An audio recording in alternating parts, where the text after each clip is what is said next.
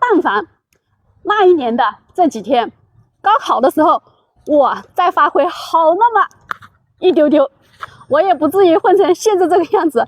那背个电视机满大街跑，哎，不说了。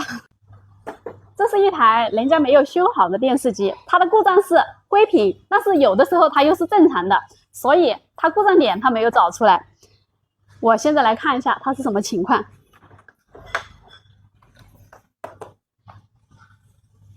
来，现在图像它又是正常的，我估计这个故障点我也找不出。外壳打开，来我们看一下什么屏幕。V420奇美的屏。对于这种时好时坏的灰屏，有可能它是主板问题，也有可能是屏线问题，但这是一台二修机，对不对？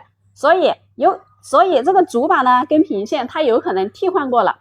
我们现在故障就应该是出在屏上面。我们奇美的都知道，边板它很容易出现那个电容短路，但是这个它是有的时候有图像，所以电容短路的可能性也没有。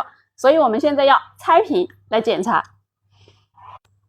给它翻个身，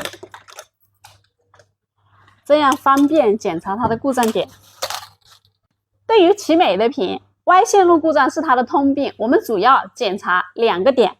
我们来看一下 X1 压节点的这个位置，还有 Y1 压节点的这个位置，我们一定要认真去看，看里面的线路有没有腐蚀跟漏电的痕迹。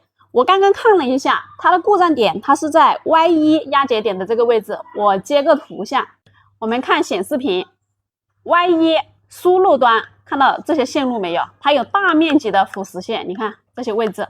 虽然它现在还是能用，对不对？但是它也是在坏的路上了。它只要一发热呢，它就会灰屏，对不对？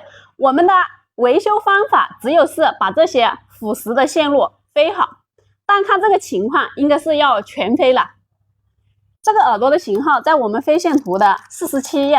其实飞线的原理它非常的简单，就是边板的功能角位飞到耳朵的功能角位，边板飞到耳朵，1号接1号，2号接2号。我数了一下啊，这个型号的耳朵要飞8根，全飞的话，